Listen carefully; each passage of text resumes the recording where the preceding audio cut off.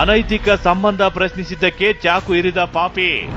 ಮನೆ ಎದುರೇ ರಕ್ತದ ಮಡುವಿನಲ್ಲಿ ಬಿದ್ದು ಓರ್ವ ಒದ್ದಾಡ್ತಿದ್ದಾನೆ. ಮಹಿಳೆಯರು, ಯುವಕ ಗಾಯಗೊಂಡು ನರಳಾಡ್ತಿದ್ದಾರೆ.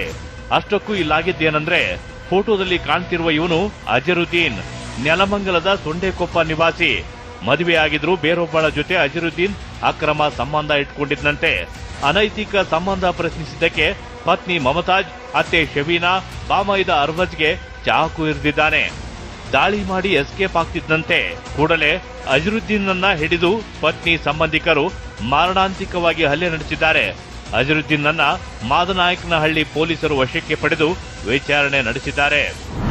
ಯಾವಾಗ ನೋಡಿದ್ರು ಫೋನ್ ಮಾಡಿ ಉಲ್ಟಾ ಸೀದಾ ಮಾತಾಡೋದು, ಮಾಡೋದು, ಮನೆ ತಗೋ ಬರ್ತೀನಿ, ಚಾಕು ತಗೊಂಡು ಹೊಡಿತೀನಿ, ಮಾಡ್ತೀನಿ, ಅದ್ ಮಾಡ್ತೀನಿ ಅಂತ ಹೇಳೋದು. ಇವತ್ತು ಬಂದೇ ಬಿಟ್ಟ ಮನೆ ಬಂದ್ಬಿಟ್ಟು ಚಾಕು ತಗೊಂಡು ಹೊಡೆದು ನಮ್ಮ ಅಮ್ಮನಿಗೆ, ನನ್ನ ತಂಗಿಗೆ, ನನಗೆ ಎಲ್ಲ ಹೊಡೆದು ಏಟಾಗಿ ಎಲ್ಲ ಇದ್ದಾಗೈತೆ. ನನ್ನ ತಂಗಿಗೆ ಹೊಡೆದು ಕೈಗೆ ಎಲ್ಲ ಮಾಡೋನೆ. ಅವನಿಗೇನಿಲ್ಲ ಸರ್, ಅವನಿಗೆ ಪರ್ಮನೆಂಟ್ ಜೈಲೇ ಆಗಬೇಕು. ಅದೇನೇ ಹೇಳಿ, ಕೋಟ್ಯಾಂತರ ರೂಪಾಯಿ ಆಸ್ತಿ ಪಾಸ್ತಿ ಇದ್ರೂ ಕೋಪದ ಕೈಗೆ ಬುದ್ಧಿ ಕೊಟ್ಟು ಓರ್ವ ಪ್ರಾಣ ಕಳೆದುಕೊಂಡಿದ್ದಾನೆ. ಇತ್ತ ಅನೈತಿಕ ಸಂಬಂಧ ಪ್ರಶ್ನಿಸಿದ್ದಕ್ಕೆ ಹಲ್ಲೆ ಮಾಡಿದ್ದವನು ಲಾಕ್ ಆಗಿದ್ದಾನೆ.